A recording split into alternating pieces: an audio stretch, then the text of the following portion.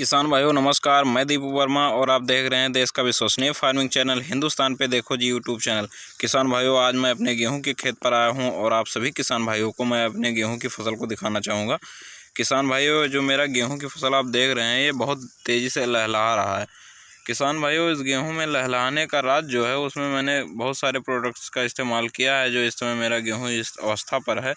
किसान भाइयों इस समय मेरा गेहूँ लगभग ये 80-85 दिन का हो चुका है और अगर आपका गेहूं इस समय इस अवस्था पर है तो मैं आपको कुछ सावधानियों से अवगत कराना चाहूँगा जिससे आप सावधान रहें, अपनी फसल को सुरक्षा प्रदान करें। किसान भाइयों आपकी फसल अगर 80-85 दिन की हो चुकी है तो इस समय आपको नाइट्रोजन का प्रयोग नहीं करना है। नाइट्रोजन का प्रयोग अगर आप किसान भाइयों अधिक मात्रा में करते हैं तो आपकी फसल में लॉजिंग प्रॉब्लम आएगी, ये फसल आगे जाकर गिर जाएगी, फिर आपको मुसीबतों का सामना करना पड़ेगा और आप अच्छा उत्पादन नहीं प्राप्त कर सकेंगे। इस बार वैसे गेहूं में बहुत ज़्यादा पीलापन भी देखने को मिला है जिससे बहुत परेशानियों का सामना करना पड़ा है। किसान भाइयों उसके लिए मैंने गेहूं का पीलापन ख़त्म करने के लिए मैंने बहुत सारे दवाइयों का इस्तेमाल किया है।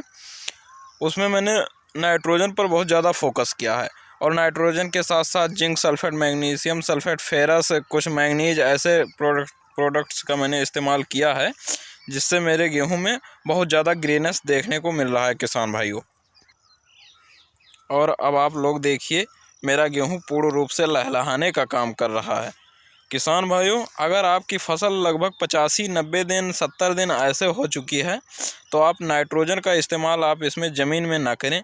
किसान भाइयों इसमें आप नमी प्रचुर मात्रा में बनाए रखें, उसके बावजूद आप इसमें स्प्रे पर फोकस करें। स्प्रे में किसान भाइयों क्या क्या रहेगा मैं आपको अवगत कराना चाहूँगा। किसान भाइयों अगर आप स्प्रे करते हैं तो आपको बेहतर पैदावार भी मिलेगी, साथ ही साथ लॉजिंग प्रॉब्लम कुछ आपको देखने को नहीं मिलेगी। किसान भाइयों इस अवस्था पर आपकी जो गेहूं होगा लगभग 80-85 दिन का, इसमें फ्लैग लीफ निकलने की अवस्था होगी। झंडा पत्ती जब आपकी निकलने वाली होगी तो आपको स्प्रे करना अनिवार्य है।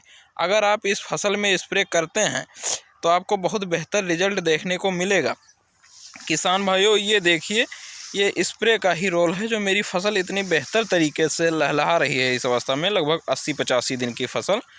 किसान भाइयों इसमें अगर आप इस समय फसल को लहलाने की कोशिश कर रहे हैं तो मैं आप सभी किसान भाइयों को ये बताना चाहूँगा कि आप इस अवस्था में नमी प्रचुर बनाए रखें।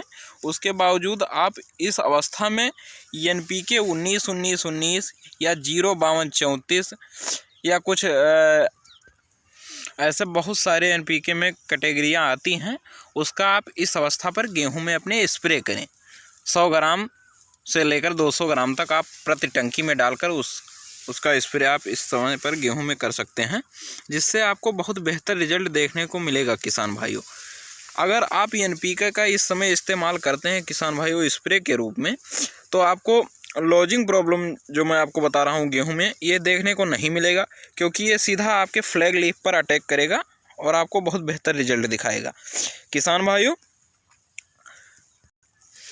ये NPK की जो कैटेगरियाँ बहुत सारी उपलब्ध हैं मार्केट में, जैसे NPK 19-19-19 हो गया। अगर आप इसका इस्तेमाल करते हैं तो आपको नाइट्रोजन, फास्फेट और वो पोटास, ये तीनों उर्वरक उसी स्प्रे में आपके गेहूं को मिल जाएगा, जिससे आपके दाने की जो आने की वो रहेगा, मतलब किसान भाइयों जो उत्पादन रहेगा वो आपको बहुत बेहतर देखने को मिलेगा।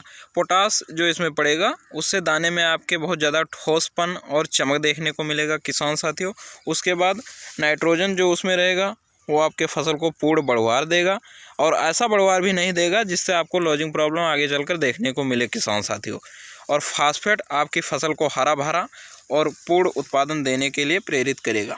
किसान भाइयों तो मेरे कहने के मुताबिक अगर आप कुछ करना चाहते हैं तो मैं आपको यही बताऊंगा कि अगर आपकी फसल 80-85 दिन की इस अवस्था पर है गेहूं की फसल और फ्लैग लीफ निकलने की अवस्था है किसान साथियों, तो आप इस समय पर NPK की जो कैटेगरियां मैं बता रहा हूं उसका इस्तेमाल आप ज़रूर करें। आपको चौंकाने वाला रिजल्ट किसान साथियों देखने को मिलेगा, जिससे आपको अत्यंत प्रसन्नता देखने को मिलेगी किसान साथियों, क्योंकि किसान की जान फसल ही होती है। किसान भाइयों अब सावधानियों के बारे में बात करते हैं तो कुछ सावधानियां आपको इस समय पर ज़्यादा बरताव करना है, जैसे आपको मैंने बताया कि नाइट्रोजन का प्रयोग ज़मीन में नहीं करना है। और अगर किसान भाइयों आपके खेत में अब भी कुछ खरपतवार उपलब्ध हैं तो किसान भाइयों आपको ये विशेष सावधानी बरतने की आवश्यकता है कि आप किसी भी प्रकार का पेस्टिसाइड खरपतवार नाशी का प्रयोग ना करें, अन्यथा आपको फ़ायदा के बजाय किसान साथियों नुकसान देखने को ज़्यादा मिलेगा, क्योंकि आपके फसल पर ज़्यादा अटैक करेगा ये पेस्टिसाइड जो आप प्रयोग करेंगे।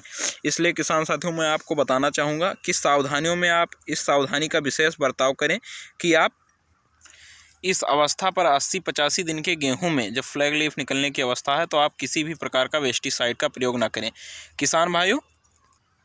बाकी देखिए मैं आपको गेहूं के बारे में और सारी जानकारियां अवगत कराने का प्रयास करूंगा समय के मुताबिक।